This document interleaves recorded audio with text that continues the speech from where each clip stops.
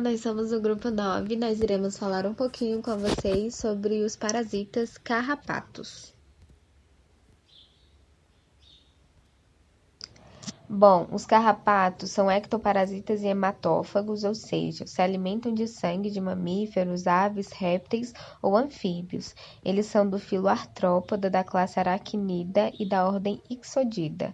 Eles possuem 3 famílias, mas 2 são mais importantes: a Ixodidae, que são os carrapatos duros, e compreende a maioria dos carrapatos de interesse tanto veterinário quanto médico, com mais ou menos 660 espécies, e a família Argazidae, que são os carrapatos moles, são um pequeno número de organismos com mais ou menos 170 espécies. São conhecidas mais ou menos mais de 800 espécies no mundo, exceto a Antártida, e ocupa todos os continentes, nos mais diversos ambientes, como mato, madeira, frestas, plantas, animais, etc. Eles se alimentam periodicamente sugando o sangue do hospedeiro e depois permanecem fora do mesmo. E o habitat dele deve possuir uma concentração muito alta de hospedeiros e deve ter suficiente umidade para permitir a sobrevivência desse parasita. Bom, alguns carrapatos têm mais de 2,5 centímetros de comprimento, mas a maioria é bem menor, e o corpo pode ser duro ou mole. Dentre os carrapatos considerados duros, nós temos o Rhipicephalus boófilos e o Rhipicephalus sanguíneos, e a maioria deles vivem em campos ou matas. E dos carrapatos considerados moles, nós temos os Argas sp, que parasitam aves, Ornithodorus sp, que parasitam animais domésticos e o homem também, e o Otobius sp, que parasita ruminantes, equinos, suínos, caninos e até mesmo o homem. E eles geralmente vivem na morada ou ninho do próprio hospedeiro. Bom, agora vamos falar um pouco sobre a morfologia dos carrapatos, ou seja, sua estrutura, sua aparência. Eles são ácaros de pequeno porte, possuem quelíceras modificadas e palpos curtos, assim como cefalotórax e abdômen fusionados e o corpo coberto por placas dorsais e ou ventrais. As larvas têm 3 pares de patas, as ninfas e os adultos possuem 4 pares de patas, e além disso a respiração é cutânea ou traqueal. Eles diferem dos demais ácaros por serem maiores e por apresentarem hipostômio, cone bucal bem desenvolvido e dotado de dentes recorrentes pelo qual se ancora no hospedeiro. Possuem também o órgão de Halley, uma estrutura composta por um complexo de receptores de umidade, temperatura e olfato, situado dorsalmente no tarso primeiro, essencial para a localização do hospedeiro.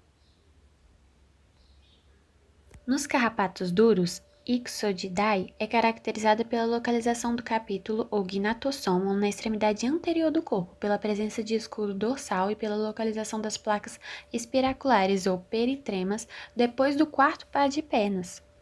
Possui assim um escudo rígido que recobre todo o idiossoma dos machos e apenas a parte anterior do idiossoma das fêmeas, conferindo dimorfismo sexual acentuado. O gnatossoma situa-se na parte terminal anterior e é visível dorsalmente. A placa espiracular situa-se posteriormente à coxa quarta. O corpo é normalmente liso. Em jejum, o tamanho desses carrapatos varia de 3 a 10 milímetros. As larvas de 1 a 1 milímetro e as ninfas aproximadamente o dobro. Já nos carrapatos moles, na Argacidae, não há escudo dorsal. O gnatossomo situa-se ventralmente, não sendo visível dorsalmente. A placa espiracular situa-se entre as coxas terceira e quarta e o corpo é geralmente rugoso, com capítulo situado na face inferior do corpo, exceto na larva, sem escudo dorsal e com peritemas depois do 3º par de pernas. Ciclo biológico dos ixodídeos. Os membros da família Isoctidae sofrem ciclos de vida de um hospedeiro, 2 hospedeiros ou 3 hospedeiros, mas a maioria dos carrapatos de importância para a saúde pública passa pelo ciclo de vida de 3 hospedeiros, e este acontece da seguinte forma: os carrapatos ixodídeos de 3 hospedeiros têm um ciclo de vida que geralmente se estende por 3 anos, embora algumas espécies possam completar o ciclo em apenas 2 anos. As fêmeas adultas deixam o terceiro hospedeiro para botar ovos após a alimentação, geralmente no outono. Os ovos eclodem em larvas de 6 patas e hibernam na fase larval. Na primavera, as larvas procuram e se fixam no primeiro hospedeiro, geralmente um pequeno roedor. Mais tarde, no verão, as larvas engurgitadas deixam o primeiro hospedeiro e se transformam em ninfas, geralmente no outono. Os carrapatos hibernam nesta fase. Durante a primavera seguinte, as ninfas procuram e se fixam no segundo hospedeiro, geralmente outro roedor ou lagomorfo. As ninfas se alimentam do segundo hospedeiro e caem no final do verão. As ninfas transformam-se em adultos, fora do hoste no final do verão ou outono, e hibernam nesta fase. Na primavera seguinte, os adultos procuram e se apegam a um terceiro hospedeiro, que geralmente é um herbívoro maior, incluindo cervídeos e bovídeos, carnívoros ou humanos. Os adultos se alimentam e acasalam no terceiro hospedeiro durante o verão. As fêmeas abandonam o hospedeiro no outono para continuar o ciclo. As fêmeas podem se reconectar e se alimentar várias vezes. Os três hospedeiros não precisam ser necessariamente espécies diferentes, ou mesmo indivíduos diferentes. Além disso, os humanos podem servir como primeiro, segundo ou terceiro hospedeiro. Vamos falar agora acerca da importância dos carrapatos. Bom, eles têm parte da sua dieta composta por pedaços de pele humana. Ao se colocarem na pele humana, eles podem causar lesões inflamatórias, porque fixam ali larvas e ninfas que depois eles vão tentar retirar. E nessa tentativa, vão causar aí perfurações e lesões inflamatórias. São também transmissores de vírus, bactérias e protozoários para animais ou humanos. São também parasitas do homem, de animais e plantas, causando doenças, o que consequentemente impactará a saúde pública.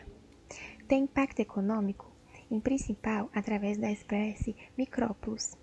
Essa espécie vai parasitar outros animais como equinos, ovinos e principalmente bovinos, o que causa grande perda na pecuária mundial, pois através de doenças como babeiose, anaplasmose, tristeza parasitária bovina ou tristezinha levam muitos animais à morte, prejudicando além da vida dos animais em si, a produção de couro, leite, carne, gerando gastos com medicamento e assistência médica veterinária.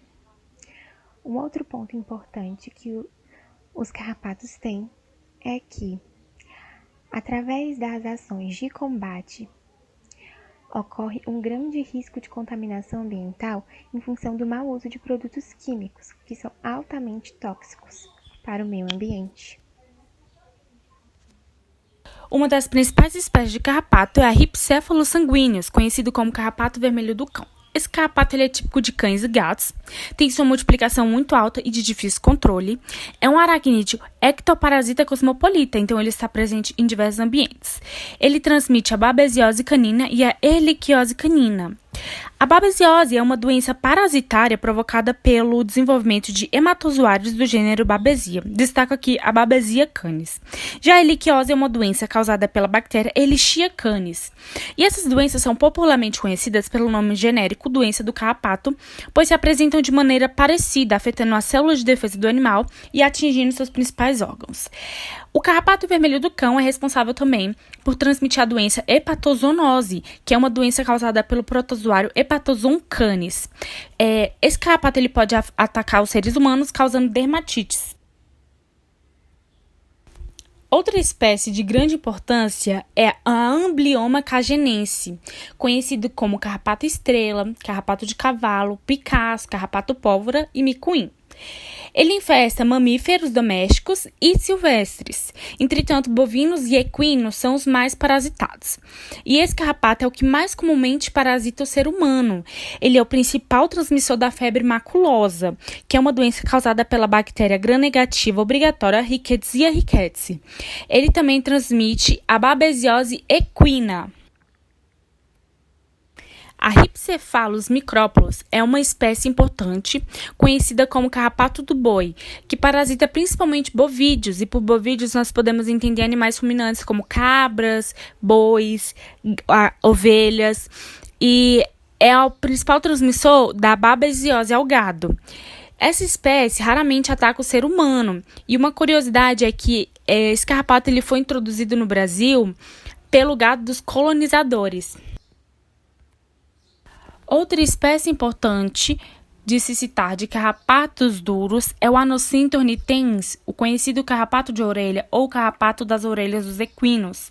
Como o próprio nome diz, esse carrapato parasita principalmente cavalos, mulas e asnos, podendo causar supurações, infecções secundárias e miases, as populares bicheiras. Ao lado, nós temos foto de um hematoma, tipicamente de uma picada de carrapato em um ser humano. E é importante dizer que as espécies de carrapatos aqui citadas podem causar no ser humano a doença de Lyme, que é uma enfermidade infecciosa causada pela bactéria Borrelia burgdorferi, que ataca e causa lesões na pele, no sistema nervoso central e periférico e também no coração, além de dores na articulação. É uma doença altamente perigosa. Em relação ao controle, o carrapato, em todos os seus estágios de vida, é muito resistente. O controle físico dos carrapatos reside em ampliar a resistência ambiental contra a sua proliferação. Nos casos de parasitismo dos animais, pode-se recorrer ao controle químico no hospedeiro e no ambiente, utilizando-se compostos farmacológicos para reduzir os riscos de contaminação. Um combate eficaz ao carrapato inclui aplicações mensais de ectoparasiticidas nos animais, concomitantemente a aplicações de produtos carrapaticidas no ambiente. Deve-se proceder ao manejo do ambiente a partir de podas e limpezas, possibilitando o aumento da incidência de raios solares, além de promover a escovação da pele dos animais frequentemente. Em áreas de risco, recomenda-se utilizar roupas claras e fechadas, como camisa de manga longa, calças e botas de cano alto, embebidas em solução repelente. Ao retornar de caminhadas, realizar um exame minucioso do corpo para a retirada de eventuais carrapatos fixados, com auxílio de uma fita adesiva, por exemplo. Desse modo, sua remoção precoce reduz o risco de infecção por agentes patogênicos transmitidos por ele. Já em relação ao tratamento, consiste basicamente na retirada do carrapato fixado, com o uso de pinças ou dedos limpos e protegidos, ou aplicar um repelente natural em torno do ponto de fixação, por exemplo. E, se necessário, controlar o purido pela reação irritativa da saliva com um corticosteroide tópico e um anti-histamínico oral. Por fim, essas foram as referências bibliográficas utilizadas pelo grupo para a realização deste trabalho. E muito obrigada